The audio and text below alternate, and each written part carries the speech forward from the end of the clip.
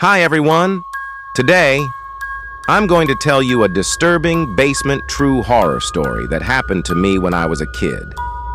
I grew up in an old Victorian-style house that had a large, unfinished basement. The basement was always a source of fascination and fear for me.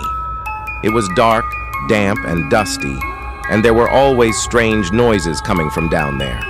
I was often warned not to go down there alone, but I couldn't resist the temptation to explore. One day, when I was about 10 years old, I decided to sneak down to the basement while my parents were out.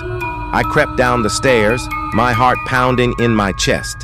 As I reached the bottom of the stairs, I could hear a strange scratching sound coming from one of the dark corners of the basement.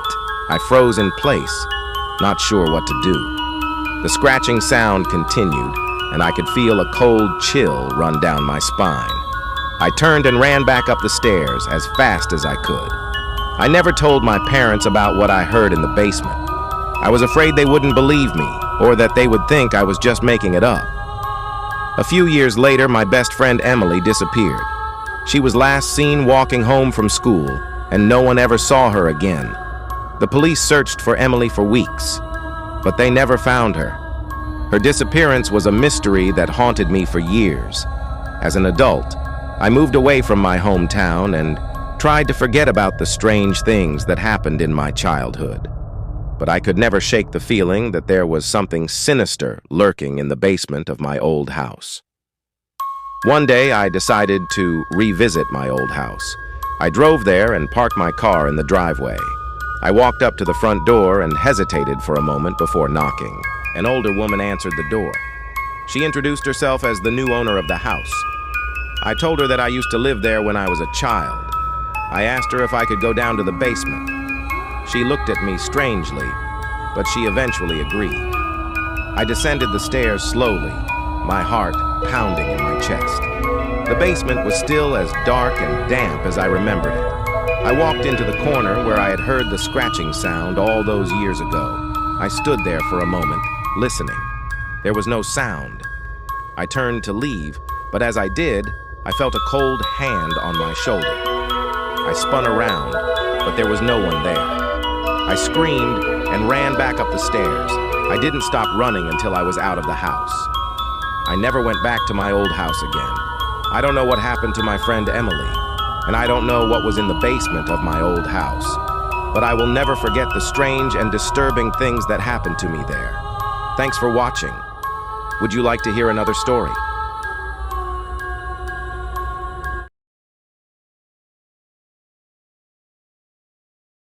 In the quiet town of Ashwood, nestled amidst rolling hills and dense forests, stood an old Victorian house, its grandeur faded but its secrets buried deep within.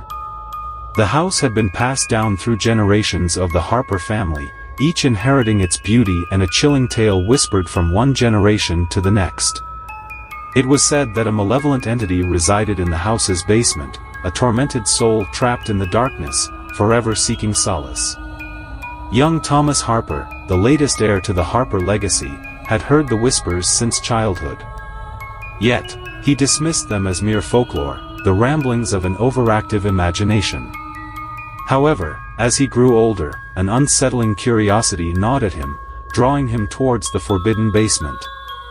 One gloomy afternoon, armed with a flashlight and a pounding heart, Thomas ventured into the house's depths. The basement door creaked open, revealing a dimly lit expanse shrouded in an eerie silence. Thomas's flashlight beam danced across the dusty floor, illuminating cobwebs draped like ghostly curtains and forgotten relics from the past. As he ventured deeper, a chill crept up his spine, the air growing colder with each step. The silence was broken only by the faint drip of water echoing from somewhere unseen. Thomas paused, his breath catching in his throat as he sensed a presence, an unseen entity lurking in the shadows. Undeterred by the growing fear, Thomas pressed on, his flashlight beam cutting through the oppressive darkness. Suddenly, a cold gust of wind swept through the basement, extinguishing his flashlight. Thomas was plunged into utter darkness, his heart pounding like a drum in his chest. Panic-stricken, he fumbled for his flashlight, his hands trembling as he found it and switched it on. The beam of light flickered back to life, revealing a sight that sent a wave of terror through his veins. Standing before him, shrouded in a veil of darkness, was a towering figure, its eyes glowing with an unholy red light. Thomas let out a gasp of terror, his flashlight beam trembling as he pointed it towards the apparition. The figure remained motionless, its glowing eyes piercing through the darkness, staring into Thomas's very soul.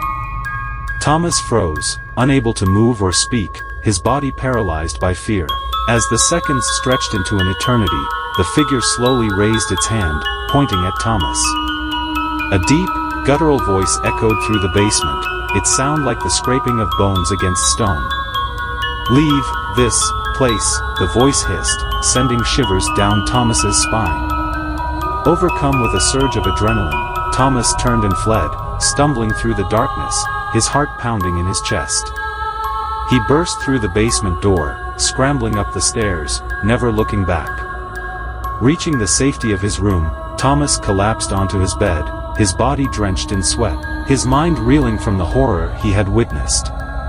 He lay there for hours, replaying the encounter over and over in his mind, the glowing eyes and guttural voice haunting his thoughts. From that day forward, Thomas never dared to enter the basement again. The image of the tormented figure remained etched in his memory, a constant reminder of the darkness that lurked beneath the old Victorian house.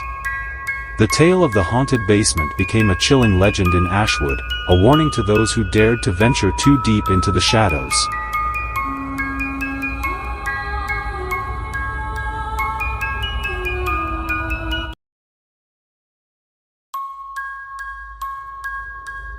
It was dark and dusty, with a strange, musty smell that always made me feel uneasy. As a child, I was forbidden to go down there, but I would often sneak down when my parents were out, drawn by an irresistible curiosity. One day, when I was about 10 years old, I decided to explore the basement further than I ever had before.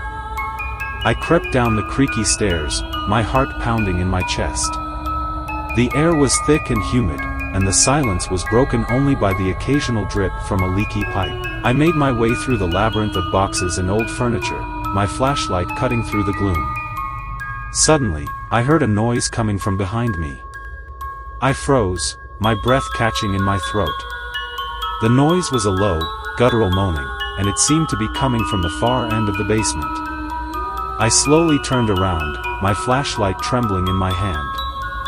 There, in the shadows, I saw a figure. It was tall and thin, with long, skeletal fingers and glowing red eyes.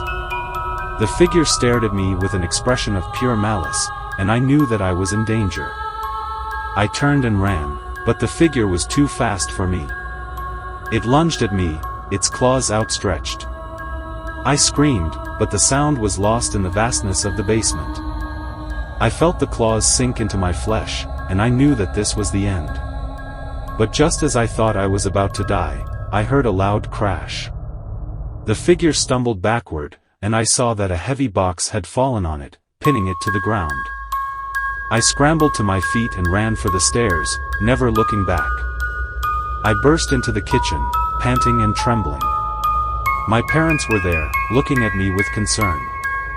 I told them what had happened, but they didn't believe me. They thought that I had just been having a bad dream. But I knew what I had seen. The figure in the basement was real, and it was still down there, waiting for me. I never went back down to the basement again.